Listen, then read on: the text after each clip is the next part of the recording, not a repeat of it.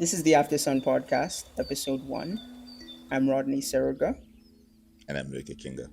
In the context of Aftersun, I'm the co-founder and I also head the programming department, that is events and what's on the screen. Let's start with a hard one. What was your favorite movie as a kid? Strangely enough, I think Coming to America. Wow. Yeah, strange, isn't it? Okay. Coming to America, not because I understood it really back then. I think I watched it as an adult and I understood the commentary a bit more, which made me like it even more. But as a kid, it's just every Congolese person Yeah. raised in Kinshasa loves Coming to America. It's like our national film. So I grew up around adults who watch it all the time, and so Sure. I watched Where it where anytime. where did you watch it? At home when I was Yeah. a child in Kinshasa, so it used to play on TV a lot, and I believe at the time before DVDs there were VCDs. I don't know if people know what VCDs are, Sure. video compact discs, Yeah. right? And my mom had a VCD of Coming to America, so I just played it almost all the time, over and over again. I feel like we don't talk about you didn't talk about DSTV, but I feel like we don't talk about it now. Did you guys have DSTV your side? Yeah, we did. So yeah, we did have DSTV, but I think I really got when we moved to South Africa when I was a teenager. That's when I got to watch DSTV stuff on DSTV. Sure. Yeah, I think. But before then, it was VCDs and whatever. Oh, as a matter of fact, since there were no copyright laws in my country, Same here. so TV channels would download movies, Yeah. bootleg movie, or buy them off the street and Yeah. broadcast them on TV. Yeah. So all the latest blockbusters were just there on that. You know that chem. Yeah, the camcorder, yeah. They used the chem quality. It was So weird. funny. So funny. It's crazy because like talking about, at least in the context of Aftersun, I think the conversation around discovery, being exposed to new and international films, cable TV had this thing where you're at home and someone somewhere in South Africa is deciding what film you're going to watch now. And there was this consistent schedule of movies that you could rely on. Yeah. And it's in the streaming age, I think that relationship has become different. I think people are still looking for new films, but the way, especially with algorithms, the way in which we interact with art in general has just become very narrow. I Yeah. think a lot of people have a very specific idea of what they want to watch. And I think cable TV very much challenged that. Yeah. You watch what you get. Yeah, You know? You also talked about VJs. You talked about camcorders and like the lack of Yeah. copyright. Yeah.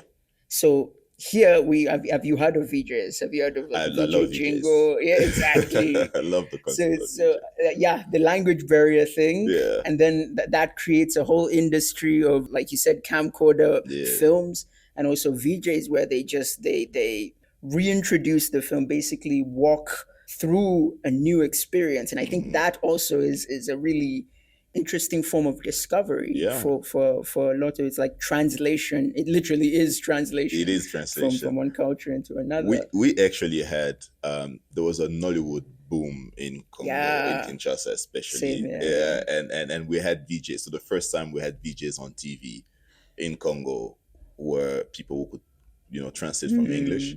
And it was really, really big. And I think because these Nigerian films can go on for 3 hours, so this is just this dude on TV for 3 hours straight, Right. no ads in between, just going on for And a long time. It's crazy how personalities, like there's some people who watch VJ Jingle, other people who watch like it becomes a sort of mini celebrity thing. Yeah. I was listening to a podcast where one of the hosts had gone to all of the hosts had gone to France. They were trying to watch a new film. Yeah. And it was fully dubbed, full cast. And the specific dubbing actors and actresses are like celebrities of their own right in that specific country. Because that's how the larger majority of the country is introduced. You get a Timothy Chalamet, but then there's a Timothy Chalamet counterpart. Yeah. So, speaking about discovery, I think that's a good way to enter into what Aftersun is. Maybe from your words.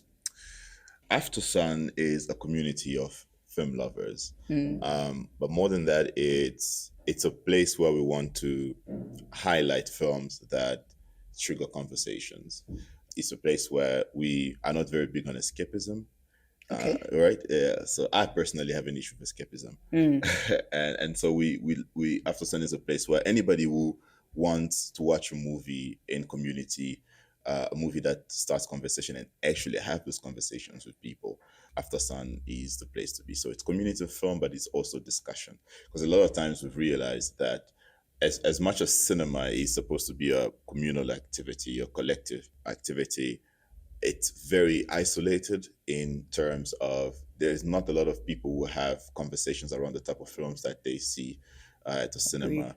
And what we wanted to create is an intimate space where people can come and sit after the film for like half an hour and just talk about the characters, the stories, and see how all these themes that they saw on the screen can relate to their personal lives. So Aftersun is a community built around people who want to watch movies that make them talk. Challenge them in a way. True. Yeah. You're against escapism. Can you expand on that? Okay, that was a bit extreme. I mean, That was a bit extreme. How do I put this? I like to consume art that lingers. oh, that's beautiful. Yeah, I Yeah. really love to consume art that lingers, and it takes a lot of effort. What people don't realize, it takes effort to actually go after art that lingers Agreed. and consume it, right? Because not only does it take, it also takes an emotional toll to It's sacrifice. it's Yeah. sacrifice in a way, right? To engage with such content, and so that I like art that does that. So escapism, I spend a lot of time on YouTube. I don't know if YouTube Same. counts, Yeah. right? I don't know if it counts It as an does. escapist. It definitely does count. Yes. So I was a bit extreme in saying that, Yeah. but I try. Let's say I try to find balance. But I really most of the time, I really just like to sit with art that makes me think about the human condition. You name Sure. it. Yeah. No, I don't disagree with you. I think speaking about the isolating nature of even good art. I grew up watching films on my laptop in my bedroom. And there is a value there. There is a value True. in approaching art at your own pace. But yes, I completely agree with you. And I think I don't want to get into controversial topics, but like when we come to AI, Yeah. I think the primary issue with AI in general is just this feedback loop. It's as though the machines are doing this thing where I think algorithms do something very similar as well, where they're giving you only what you are seeking Yeah. Yeah. and not, like you said, challenging. Yes. They're not you find yourself, YouTube is another really good example. You find yourself engaging with the same thing over and over and over again. And in that space there's no room to grow. Yeah. Yeah, you have to be challenged. So we talked about what Aftersun is at the moment. What would you say you want Aftersun to become? I want it to become a hub. So there's two parts to Aftersun. There's of course the community aspect, which I've mentioned before, but the community aspect of it goes, we want to create a space where filmmakers in Uganda can experiment, a space that's theirs in terms of whether it's feedback, whether it's test screenings, whether it's workshops, etc., etc. I would love for Aftersun to become an arcade of sorts. So you have a cinema and you have a film school in the same building. You have probably nursery or daycare going Okay. on, a park. We want to create a space where people don't just come to engage with film, but they come to have nice food. There's already a very interesting culture in Kampala of how people consume art and entertainment. People look for nice food, a nice vibe, a chill vibe. It's an event. Yeah. And I would love, my dream is for that to be built around cinema as well. All right. So I want people to, when they come to Aftersun, they know that this place was built by people who love film. And I don't know how, I feel like that will help us have certain engagements with the people around us, our audience, and be like, oh, I want that great food. And then I watched a movie from Syria that was amazing. You know what I mean? So I would love it for it to be that. I want Aftersun to become a cultural hub of some sort. That would be great. I like the idea of art not necessarily as the goal, but part of the experience as a Yeah. whole. Art sort of we do things before we watch the film, and then the art informs everything after Yeah, the yeah. film. I think that's really You put it really beautiful. well. That's what I was trying to Yeah, say. fair enough. You didn't create this space on your own. No, no, Mm, I did not. Um, I have been lucky. Kerry and I, sure, my co-founder, and I have been really lucky in bringing this together. Let me give you a bit of history. please. So we started with Film Club. Film Club started after a Instagram comment on my post. Kerry commented on my post. I Huh. posted a picture. Yeah, I posted a picture of a still from Cinema Paradiso. And she saw it and she was just like, "Hey, dude, we should start a film club." I was like, "Sure." I didn't know what it meant, but I was just like, "Oh, sure." Sure. Um, she in the UK was running a film club for about 10 years. They had a different system from, Mm, yeah. okay. Yeah, continue. Yeah. So when we met over water, because I remember that's what we had on that day, we met in Kololo and we spoke about, in Lugogo rather, and we spoke about how we wanted this film club to be. So she told me about the experience. She had a very cool concept in the UK where they would not tell people what film they watch, but they Mm, take them to a location that is somehow linked to the film, which is really, really cool. yeah, that's beautiful. Yeah, and then I was like, we should do something like that. So we're not gonna tell people about the film. But what I want to add is I want it to be like a book club as well, the discussion aspect of a book club. So Mm, when people come together and enjoy art, can we have a discussion around it? And a theme. I remember our first theme was Desire Through the Asian Lens, mm, and we screened a Lust Caution by Ang Lee. And after the movie, of course, we had a discussion about how desire and duty, the dichotomy between them. And it was really from that 12 people sitting, just friends coming around to watch a movie from Taiwan and discussing it. It just grew and grew and grew, and we decided maybe we should just open an actual cinema because our friends love to hang around and watch movies and discuss movies. And we felt like there's a need for it. yeah, In Kampala, it there would be is a need. so neat to have a space like that. And so we had to find out what does it take to open a cinema in Uganda. And that's been a journey on its own. We've worked with amazing volunteers. A lot of them are friends. A lot of people just believe and they want this to happen. They've given us their time, their effort to help us make this happen. So it started with 12 people in the living room, or an Instagram comment to where we are now. That's beautiful, man. I think a big issue for us is just distribution in general. True. It's just we create these films, and the only places that we can put them are either Acacia Mm. in competition with Marvel films and other bigger films, Yeah. Scorsese films, Yeah. or out overseas, Mm-hmm. which the films that we create have little to no chance to interact with people here. And I think building a Mm. space specifically for those films, I think is a really beautiful idea. Thank you. So you bond with Kerry over any specific films? Oh, Isn't wow. that That's a very good question. I wish she was here to answer that as well, because I'd sure? love to hear from her perspective. So we had a ritual where every Tuesday we'd meet at Kerry's house, have dinner, and watch a movie. And that's how, as a matter of fact, we chose a lot of the movies at Film Club. We watched them together on a Tuesday evening. My goodness. Cinema Paradiso was one of them. Mm, I think Cinema Paradiso was one movie where we actually saw so many movies. This is such a hard. yeah. I remember, I actually remember the first movie I watched at Carrie's house. She invited me for film night. It was Drive Mm, with mm, Gosling, Ryan yeah. Gosling. Did not like that movie, man. What? What do you mean? Dude, I'm so sorry, man. Oh man, I do not like that movie. You still don't like it? I don't Oh know. Maybe I God, should rewatch it. that's fair. But I was like, the soundtrack is great. She did Mm, say it is a great soundtrack, and I agreed. But I was just watching it. I was like, oh, come on. it's a little slow, a little uneventful, right? I don't think that's a problem. I really enjoy slow and eventful films. Mm, I don't know, man. it just doesn't speak to you. Yeah, I it get just that. yeah. So, and I think she felt bad. Sure. She was No, a little it's fair. embarrassed, which Yeah, is that's fair. fair. She was like, "Oh, I invite you to see a movie, one of my favorites, and you don't like it." I was like, I would feel the same way if somebody didn't like a movie I really like. Sure. I mean, Uh, yeah. yeah, but yeah, so many movies. I think Cinema Paradies was the first I can, yeah, just comes to my mind, I think. It's funny you mentioned that, because I did watch After Sun the movie, Mm, after one of the first shows one of the first film clubs that I came to. yeah. I didn't like it Oh, either. you I like was After like, Sun? it just like you said, it just didn't speak to me. Yeah. I think that movie specifically describes a very specific experience that I just Mm, just did not resonate with that's me. interesting. I could speak about After Sun for three Yeah, hours, man. I could just go on.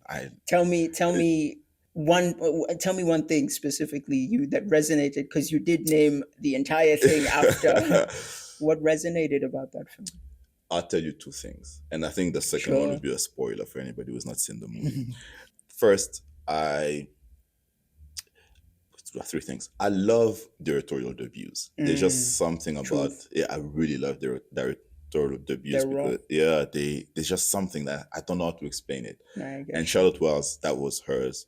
And Memory and Answers. I'm a writer, and I think this is probably, so I have a book out. I've had a book Oh. out. Yeah, it's been 5 years now. Okay. And in the book, what I'm writing about is a retracing of sort to understand where I am now as a person, as a man. So what happened in my past that informed the person that I am now. And so I wrote from the day I was born, at least from what I can remember, to where I was. And I think Charlotte Wells does that so well in Aftersun, because it's shot through the lens of a child spending a last vacation in Turkey with her dad before he commits suicide. And she's just going back and trying to understand what went wrong, because we're having a great time in Turkey, but that was the last time I saw him. So I don't know why it No, I really, get what you right? mean. You know, it's Yeah. the way Memory, you know, I love that. And then the second thing is the final scene. The final scene. So in the movie, there's these sequences where the child or the adult has this dream of a father dancing in a nightclub. And he's dancing, he's losing himself to the music. You don't quite understand what that means. Then there's one time she sees the sequence and she's trying to call her dad and reach out to her dad, but her dad is lost in the music. The movie ends where the dad drops her at the airport because she needs to go back to her mom. And her dad walks into a corridor back where they came from, and there's a double door. And as you open the double door, it's the nightclub on the other side, right? Yeah, I was beside myself. Yeah. It's like a metaphor of Yeah. of him going to his death. So the nightclub was that. So there's a turmoil in the filmmaker's life that she chose to represent as loud music in a nightclub, where she's trying to call her dad, and that can't answer because it's so loud and it's so. And I was just like, oh my god. That I need to rewatch. Like I love like you're right. When it comes to specifically memory, Yeah. memory and movies, there's something there, man. Yeah. I just watched I don't think it's a film I can recommend. It's called on the Chronology of Water. It's no, The Chronology of Water. It's Kristen Stewart's debut. I can't recommend it because it's a very, very hard watch. It's topics on assault. It is deeply a hard watch. Yeah. But specifically when it comes to memory affected by trauma, Yeah. the way that film is edited, it flits back and forth between. Again, it's also it's a autobiography. I think it's a pseudo biography because a lot of it is very surrealist. All right. Then it just shifts back and forth between the novelists, because it's adapted from a novel. The Yeah. novelists' present and their past back to their present. You don't want to watch it now. Yeah, it's for you. I definitely recommend. I Yeah. just warning it. I describe it as a horror, even though it's deep drama. I see what you mean. Because but it talks about monsters in real life, and I just like everything you sounds- said, 100%. Memory and film. There's a connection there. Also, time as well. Christopher Nolan has this whole Yeah. thing, obsession with time as well. Anyway, okay, I'm going on a tangent. What do you guys do other than this? I mean, like you're film lovers. You've built a cinema. Who are you outside of here? Oh man, I always tell people. You asked me this question 4 months ago. I've told you, I work in communications and marketing. Okay. I've been doing that my whole life. Mm. Apart from that, I'm also a writer. I just Give us the name of your book. The book is 5 years old, but it's called How to Wake a Butterfly. Wow. It's a poetry collection that came out, in Okay. 2020. Yeah. Yeah, makes sense, does it? Yeah, it does make sense. Yeah, Yeah. it checks out.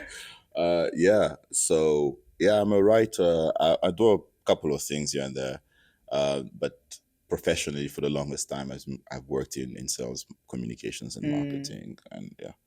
Wow. Yeah. Does that? I think that answers itself. It definitely does resonate with building businesses in general, but specifically something so visual as cinema and yeah, film in general.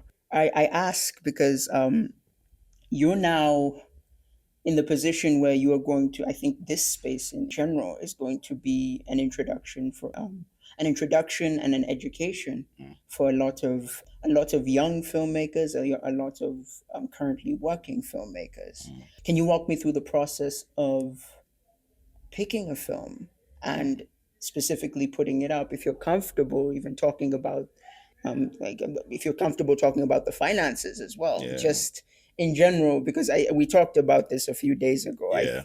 I was surprised by how much goes into it. Yeah. I can tell you one thing for sure is that I'm still learning. Sure. It's one thing to love films and to want people to come and watch films, and of course, it's another to get the films on the screen. I'll tell you the journey so far. The journey is you get in contact with the filmmaker or the distributor, and I just found out yesterday that there is aggregators. Aggregators, I think that's how you say it. Sure. I don't know what they do yet. Yeah. And so you get in contact with them. So what I did months before the cinema opened was just send out emails. All the big names I sent to Universal, to Paramount, to A24. I emailed everybody, just trying to get a hit, and I did get a few hits. And so what you tell them is, oh, this is the plan we want to do. It's a lot of negotiation. It's a lot of telling your story, because they could easily charge you $1,000 to get the rights for this film. Or if you tell me, oh, we're a small venture in Uganda, Kampala, and we want your movie to reach a new audience. Yeah. They love that. To reach a new audience, and the conversation starts there, and that's one half of it. I skipped the part where you identify the movie first, but I want to circle back to No that. worries. And then you get the rights to the film, you pay for it. They send you, those who are kind enough to send you an MP4. Others, there is an app called Artini that is an encrypted player where you have to download, pay $50 for, and then have the movie play through the app.